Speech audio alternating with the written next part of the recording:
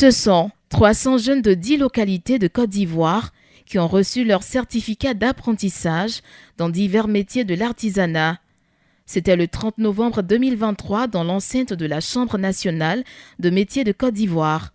Pour Otokoré Christophe, le coordinateur du projet, les apprenants sont désormais aptes à exercer au regard de la qualité de la formation reçue. Cet événement, mesdames et messieurs, honorables invités, de ce matin, constitue l'aboutissement d'un travail collectif considérable entrepris par l'équipe projet, qui n'a ménagé aucun effort pour la réussite de ce projet.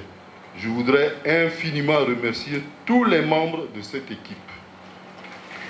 Mes remerciements vont également aux présidents régionaux ainsi qu'aux secrétaires généraux des localités concernées par le projet et surtout aux maîtres artisans qui ont bien voulu former tous ces bénéficiaires. Mesdames et messieurs, honorables invités, la cérémonie de ce matin revêt une importance capitale, en ce sens qu'elle célèbre le mérite et aussi l'excellence et marque la fin du projet de formation de 300 jeunes au métier de l'artisanat. À ce sujet, Crébo Odje, porte-parole des jeunes formés, a exprimé leur reconnaissance à l'endroit des parties prenantes qui ont œuvré à leur formation. Au cours de ces 9 mois, on a eu à travers notre formation une plus-value. C'est-à-dire beaucoup de choses sont passées durant ces 9 mois.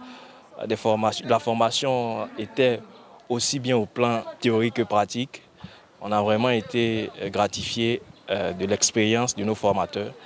Quant à Bamba Kassoum, il a exhorté les apprenants à mettre en pratique la formation reçue, puis il a salué les efforts du gouvernement en faveur des jeunes.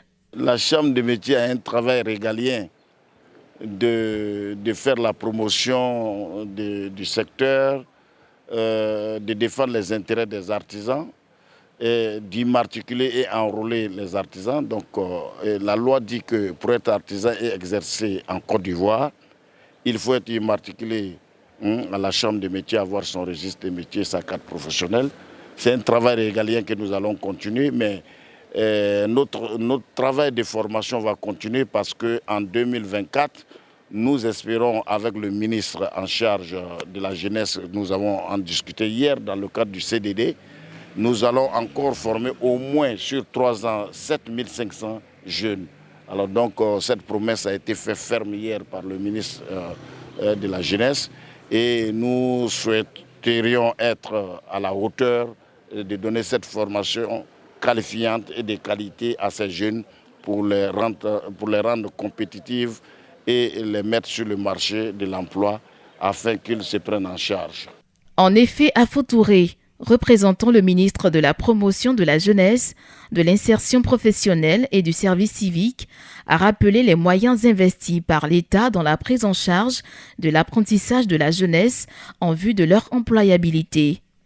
Mesdames et messieurs, ce programme de formation de nos jeunes permettra de soutenir le développement de l'économie locale par la création de richesses et la création d'emplois supplémentaires. Et il faut rappeler que la qualité des ressources humaines est un facteur déterminant pour le développement de toute nation. Investir donc dans l'amélioration de la qualité des ressources humaines favorise la productivité, l'innovation, l'attraction des investissements, le développement social et le renforcement des institutions. Notons que cette formation des jeunes dans les divers métiers de l'artisanat est l'aboutissement d'une convention signée entre l'AGEFOP et la Chambre nationale de métiers.